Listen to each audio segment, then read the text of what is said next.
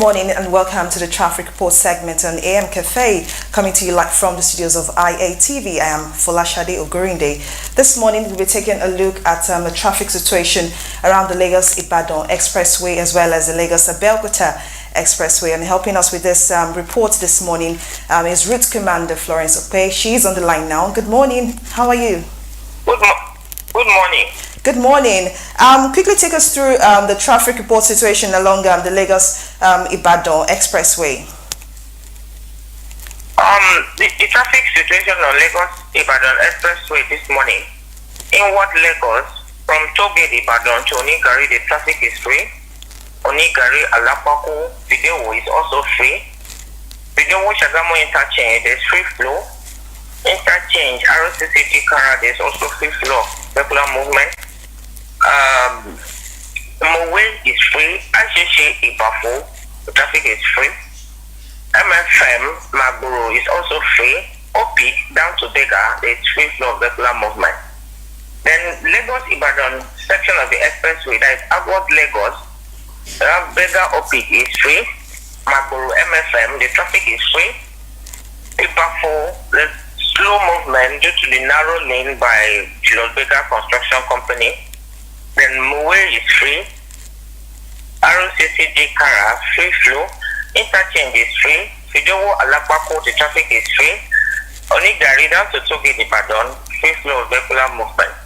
We have one crash and no obstruction.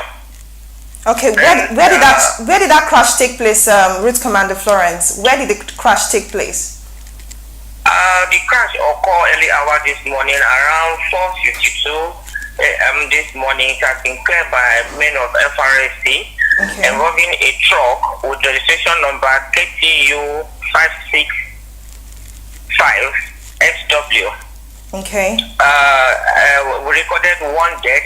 The injured victim was taken to Olabasi Onabanjo Teaching Hospital. Okay. While the corpse was also deposited at the same hospital. All right. So has that site been evacuated now, or is there traffic gridlock around that area? There is no obstruction. The crash has been cleared already. All right. Thank you, Madam Florence. Can we move on now to the Lagos-Abeokuta Expressway? Is there traffic gridlock? Is there free flow of movement? Okay, the Lagos-Abeokuta Expressway this morning, I'm going to talk on the area where we are experiencing slow movement of vehicle. We have slow movement of vehicle at Lafash Wekuru due to the back portion of the road. We have slow movement at Pakpa. We have slow movement at Iyano Ulugo due to the ongoing construction work there, while other sections of the road remain free for now. But there's no crash and no obstruction on that axis. All right. So what you're trying to say is that along the Lagos-Abeokuta Expressway, the expressway is totally free at all points. Is that what you're saying, ma'am? The traffic situation on Lagos-Ibadan Expressway is free after the narrow lane at Ibafo, while the one in Abeokuta Expressway is also free, but some portions are experiencing slow movement due to the back portion of the road. Okay. FRSC advise motorists to drive cautiously, obey traffic rules and regulations, consider other road users, avoid driving under the influence of alcohol, road violation, overspeeding. Call FRSC toll-free number 122 to report any crash or obstruction. Thank you. Thank you, Route Commander Florence Okpe, for that detailed analysis of the traffic situation along the Lagos-Ibadan Expressway as well as the Lagos-Abeokuta Expressway. Thank you for joining us this morning. You're welcome. All right, we move now to the newspaper review segment. Don't go anywhere. We'll join you shortly.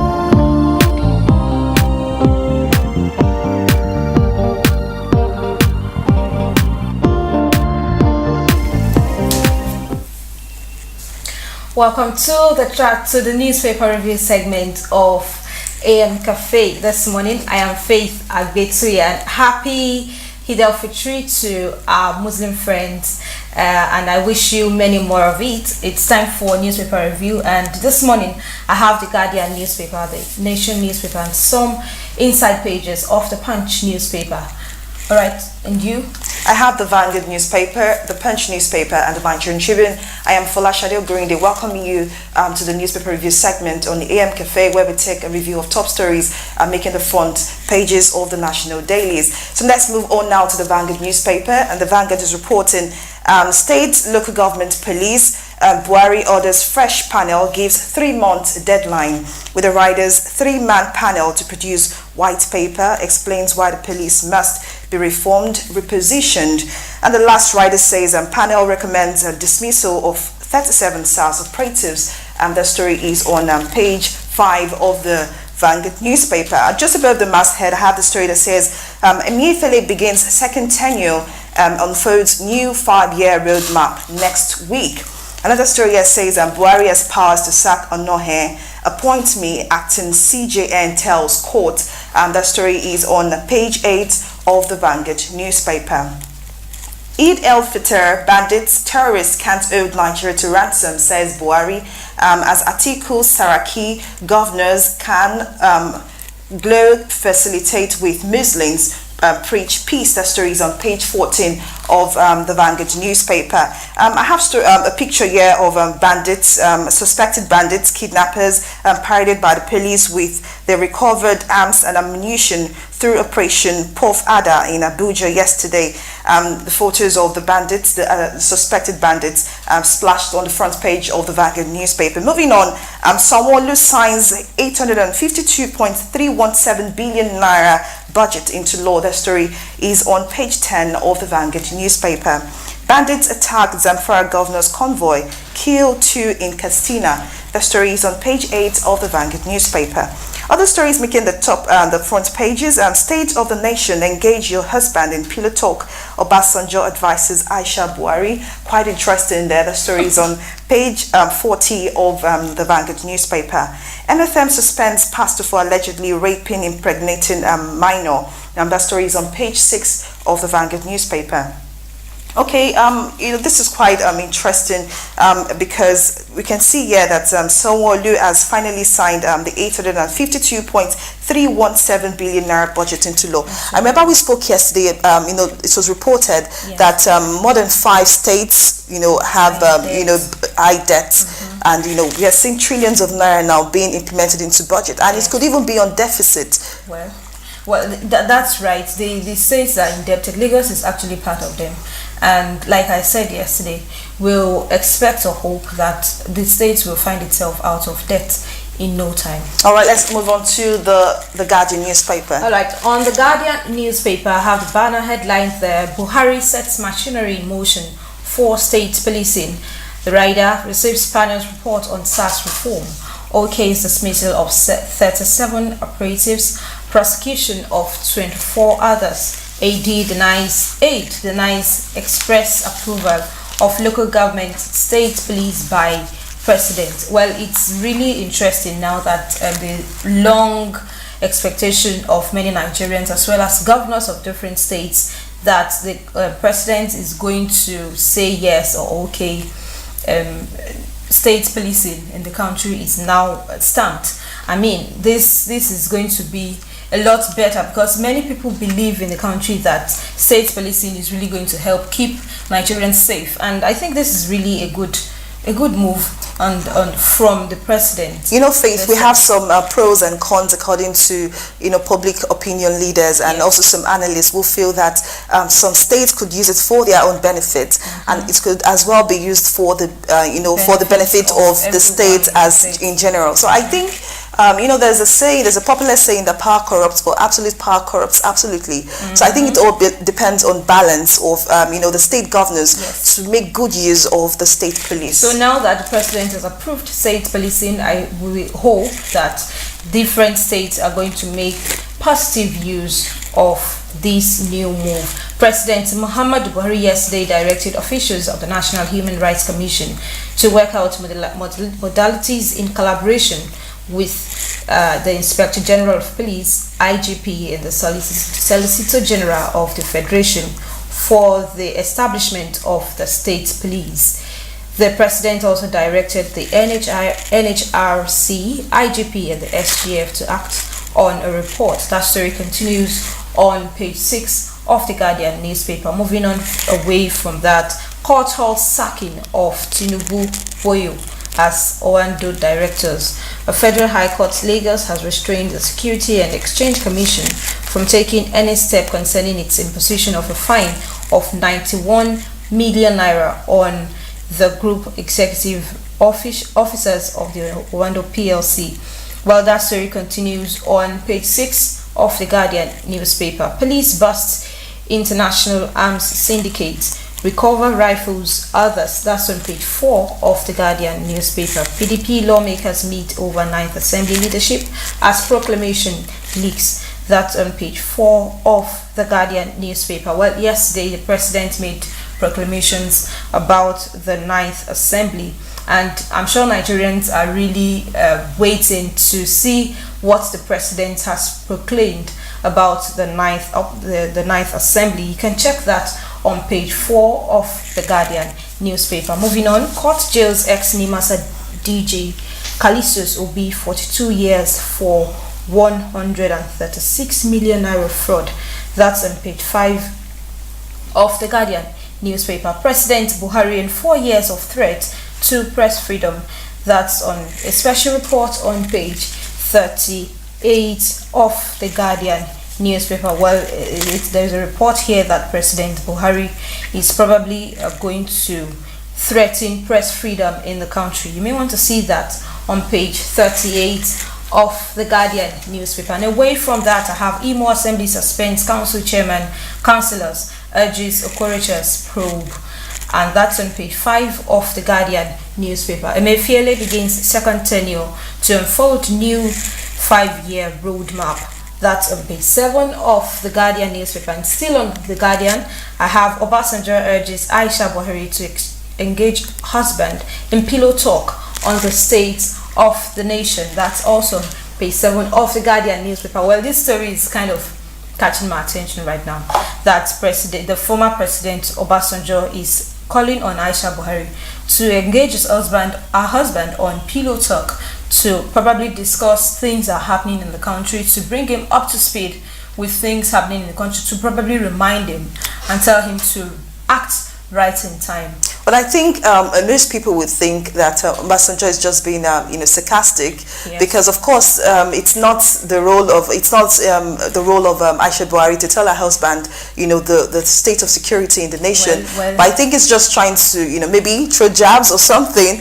But the most important thing is the security agencies, the chief of army, needs to tell Buhari, the President Buhari, what exactly is going on. So I think it's just a remark on his own part. Well, many Nigerians yesterday were making comments that it's actually a good one. Aisha Buhari can actually call her husband and tell her, oh, my husband, this is what is happening and I want you to do this. So when I saw that yesterday, I felt there were different opinions to this.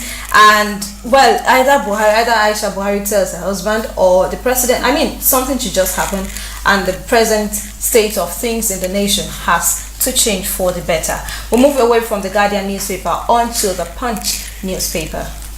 And the Punch this morning is reporting presidential panel, state police, Serap Kako 6 knacks action. The story is on page 2 of the Punch newspaper. Above the masthead, reactions as Obasanjo ask Aisha Buhari to tell president the truth about insecurity. The story is on page 2 of the Punch newspaper. Court finds ex-NIMASA boss 42 million naira for stealing 225 million naira. And the story is on page 6 of the Punch newspaper. Another story here says principals aiding and abetting exam fraud, says NECO. That story is on page 39 of the Punch newspaper. Just above the picture of suspected kidnappers, armed robbers, and gun runners and dealers of illegal weapons from Libya and Chad, we have a story that says police arrest 38 bandits, kidnappers recover 24 rifles. That story is on page 10 of the Punch newspaper. A story that says Sanwo-Olu finally signs 2019 873.5 billion naira budget, and that story is on page 6 of the Punch newspaper. MFM suspends pastor who raped impregnated 16-year-old, and that story is on page 4 and 5 of the Punch. Presidential Task Force issues guidelines on Apapa gridlock. That story is on page 28 of the Punch newspaper. Beside the masthead, the story says alleged infraction, court stops sex decision on Oando's Tinubu, oil firm suffers share price drop after commission's action. And that story is on page 27 and page 39 of the Punch newspaper. Finally, a story that says Nigeria's fuel subsidy not supporting the poor, and that statement was made by the World Bank. You can find the story on page 28 of the Punch newspaper. It's quite saddening here, where we see over and over again the issues of bandits, because the police has just reported 38 bandits and kidnappers recovered 24 rifles, and you begin to wonder, how do these bandits or suspected bandits, how do they get hold of this arms and ammunition? Definitely, we analysts or security analysts will tell you that there seems to be a leak in intelligence in the Nigerian police force or in the Nigerian army, because there's a chain.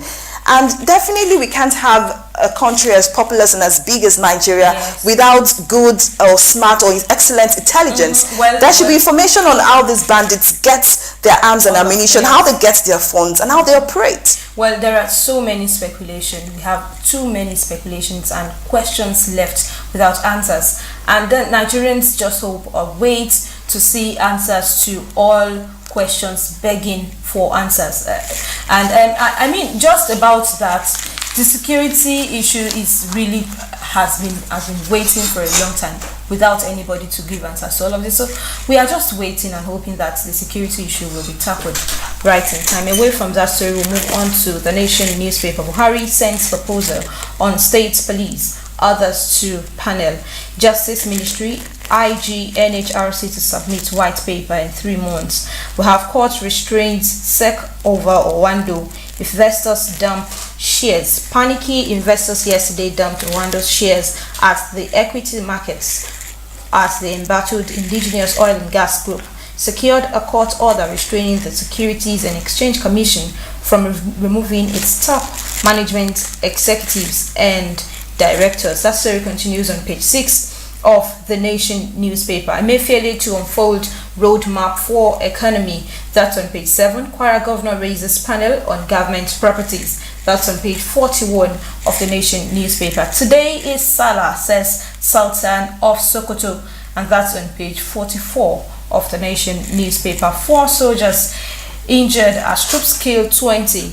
That's on page 41. You may want to see where these troops have again armed people and about killing about 20 people.